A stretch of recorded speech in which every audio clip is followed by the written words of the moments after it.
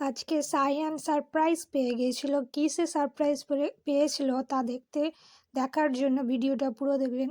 হে আসসালামু আলাইকুম। আজকে সকাল সকাল উঠে দেখি সায়ানের আপারা চলে এসে সায়ানকে গিফট দিতে জামা কাপড় ঈদের জন্য।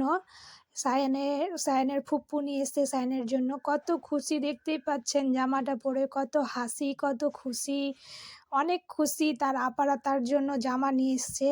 এদিকে তিনজন বসে গেছে ইফতারির জন্য, দোয়া করছে আল্লাহর কাছে। আর এই তো দেখেন ঈদের জন্য শপিং হয়ে গেল।